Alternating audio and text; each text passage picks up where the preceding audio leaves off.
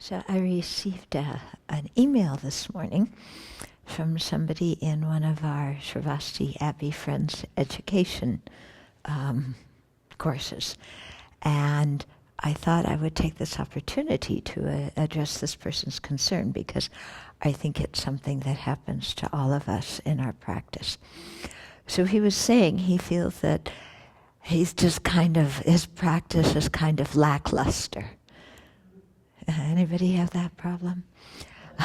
That you're just going through rote and, saying what you're supposed to say, doing what you're supposed to do.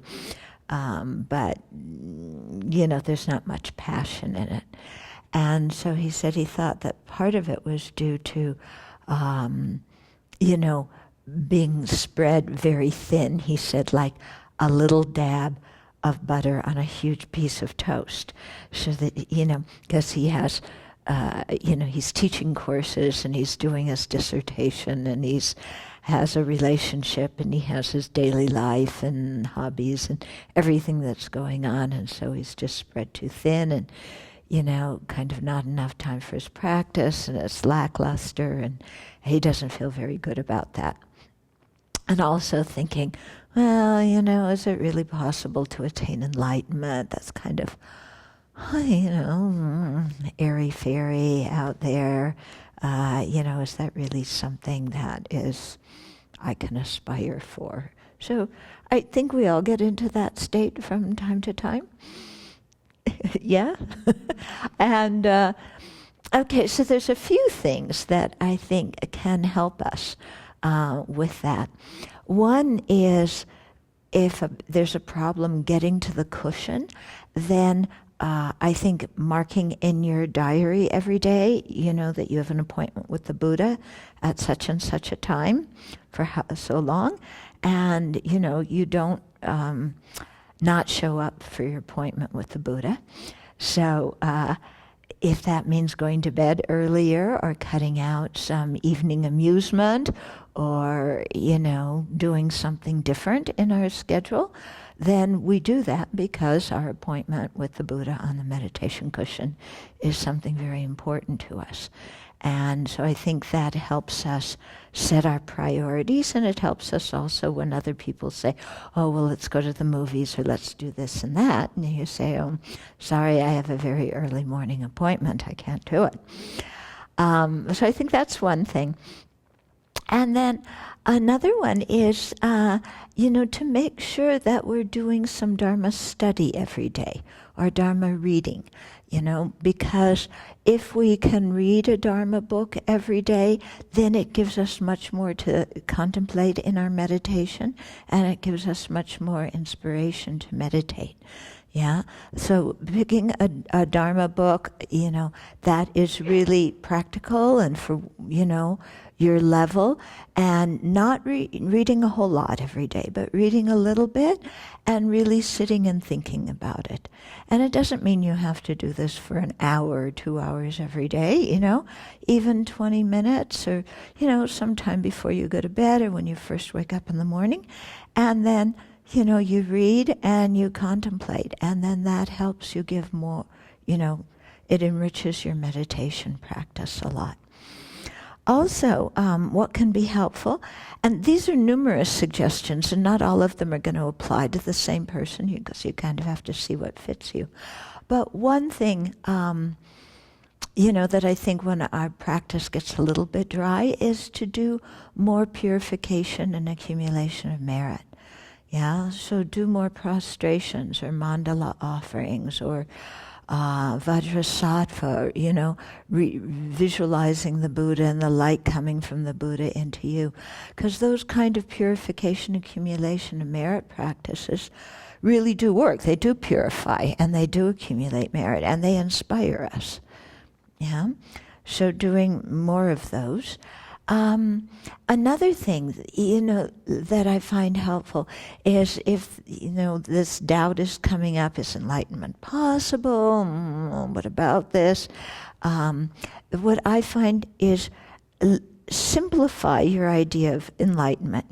Don't think so much in complicated things, and, am I going to gain the 10 powers? Well, my mind's way far away from that. How can I even imagine that?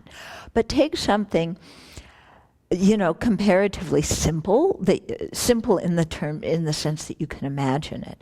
And whatever your chief affliction is, let's say it's anger, then imagine what would it be like to not be angry again. Yeah, no matter what somebody said, no matter what somebody did, that it would be possible for you to just sit there and be at peace with it and respond in a compassionate way and drop it afterwards without it, affecting you. And so, to think, in enlightenment, that's what would happen. I wouldn't get angry at anybody anymore. Boy, would that be nice. And that gives us, that we can kind of imagine. Yeah? Or what would it be like not to be jealous if jealousy is your big thing? Where I could look at anybody who has whatever success, who has whatever good qualities that I've always wanted to have and never had. And what would it be like to look at that and not be jealous and just be happy for them? What would that feel like? And then imagine in yourself what that would feel like. And then say, enlightenment would be like that. Yeah? Or, do it for attachment, for clinging attachment, for arrogance, for whatever it is. But I think this kind of imagining makes enlightenment closer, makes it seem like something that we actually can attain. It's not some far out, airy-fairy thing. So that helps a lot too. Okay? And then also, if there's a Dharma Center near where you're living, go to the Dharma Center. Or if there's not, listen to the teachings online.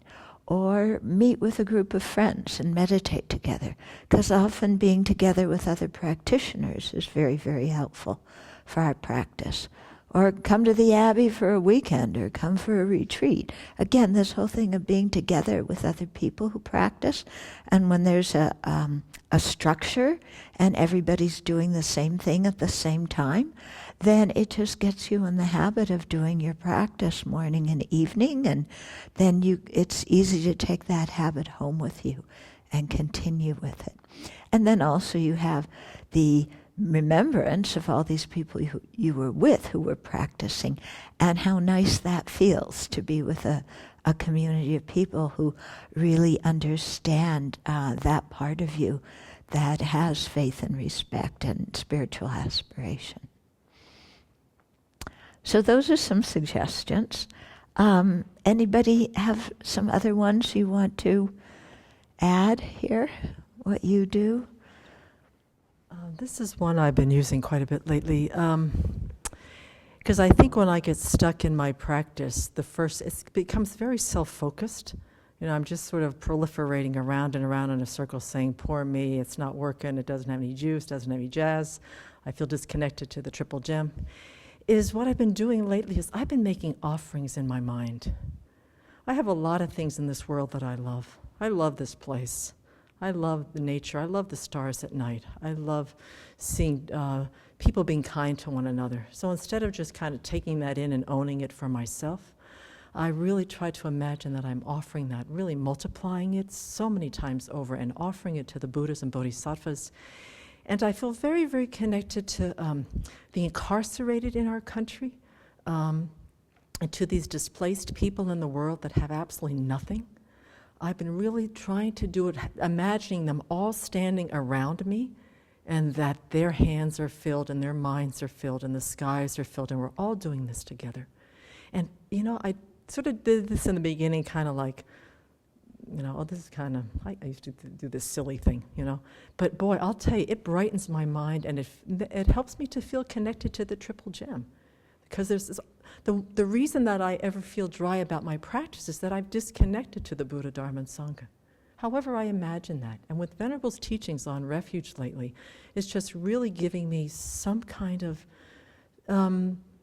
picture in my mind of who it is that I'm offering these beautiful things to. So I think the disconnection happens when we lose our connection to the triple gem and we stop having that personal relationship with them. So making offerings in the world really helps me to reconnect to my practice.